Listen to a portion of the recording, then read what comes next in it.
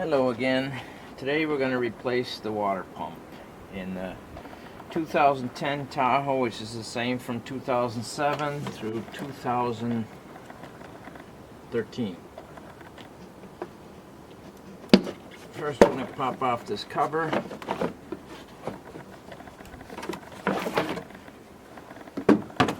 Set that aside. Next we have to undo this clamp.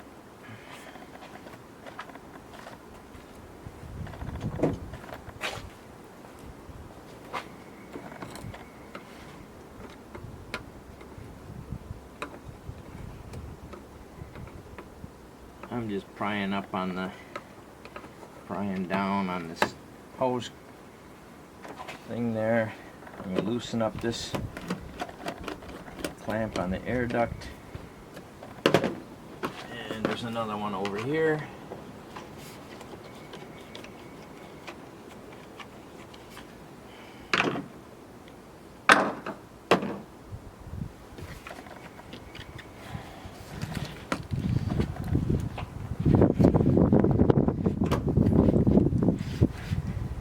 Squeeze that off of there. Pull this tube out of there. Slide that to the side. Looks like this hasn't been done in a while. The rubber's kind of stuck on here. There we go. Look at that. They don't have a flat surface to lay tools on. That's handy. And then we pop up the back side so it'll slide forward off of there.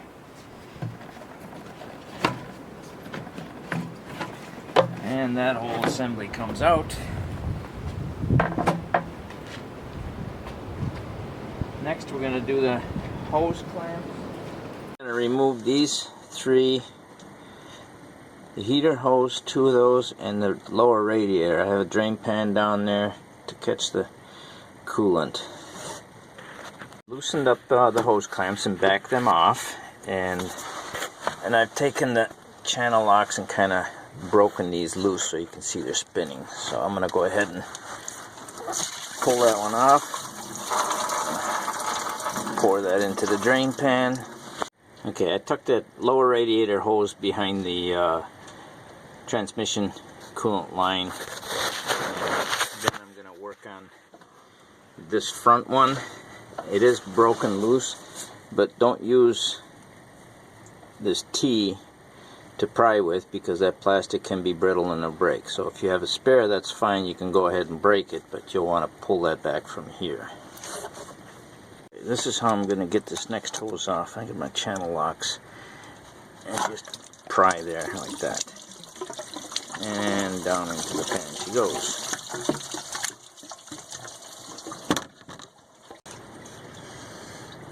Okay, the next hose, I got a hold of it with the, and I'm just going to pry it against that one.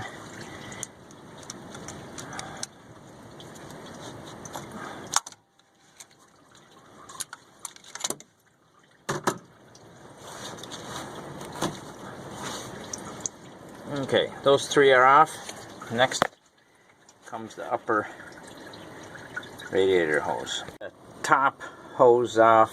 I've unclipped this little hose from there and just propped this in behind here. So now I have room to work. Next we're going to take the tension off the belt and remove this front belt. Okay, I have my nice long wrench on there. I don't probably need that for this one, but you just turn that to the right like that, and then pop the belt off and release it again.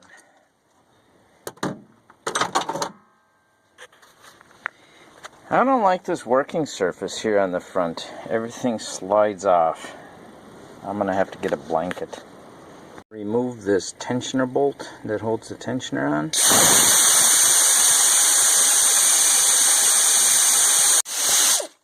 And there's one in the bottom. Moving blanket comes in real handy. I use them as creepers, and also if I put them on here, you don't scratch the vehicle and you have a place to set your tools. We're going to remove the 2 bolts from the thermostat housing.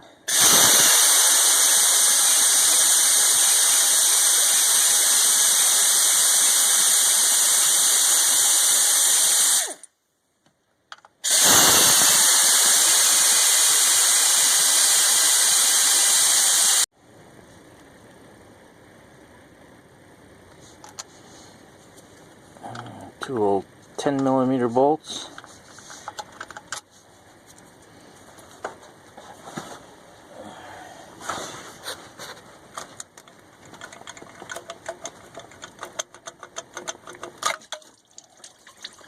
And the thermostat comes right out too. That'll go into the new one.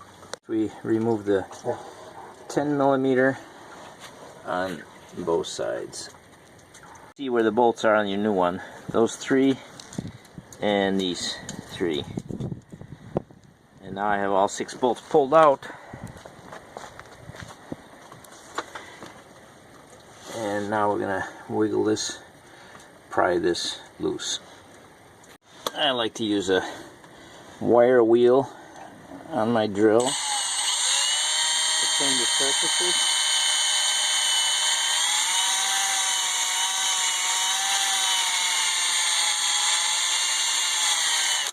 With the water, it doesn't take much. Since this is a rubber gasket, it pulls away. To my other brush so I could get in on the right side a little easier. And then what I like to do is stick some paper towels in the holes to weep out some extra coolant.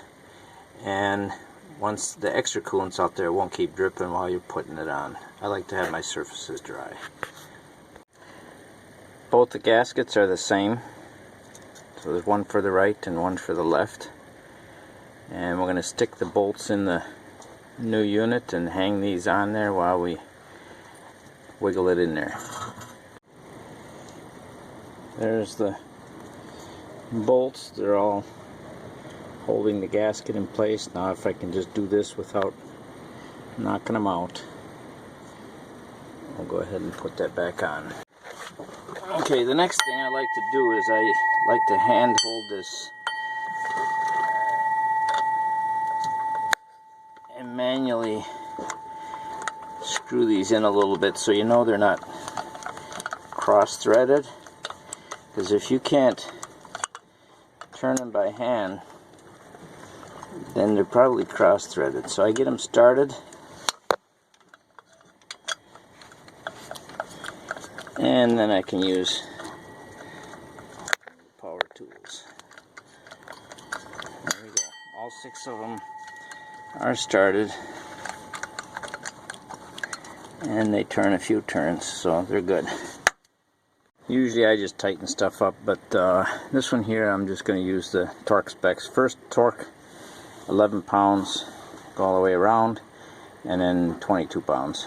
I had the air intake off.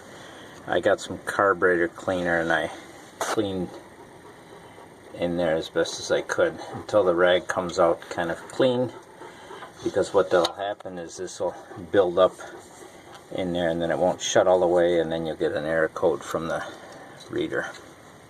Before I connect the top hose, I'm gonna fill the radiator up. I got a funnel here, and fill up the radiator first. Okay, once it starts coming out of the top of that hose, stop. Make sure before you do all this you have the cap off here. Next, I'm going to fill the engine with another funnel in there. You'll see it gurgling there. It's leaking out a little bit. And then add it in here, and when it starts coming out, take your hose from the radiator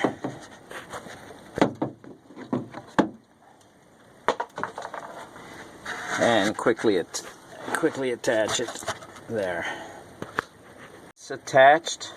Go ahead and fill your jug all the way up to full cold, and then keep an eye on it for the next, while you're driving it, test driving it or whatever, and then keep topping it off after it cools off.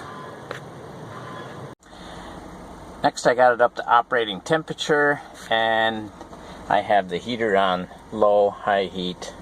Oh, where is it? There it is, 90 with the fan on low, and I can feel the heat. The heat's coming out of the vent, so that's good.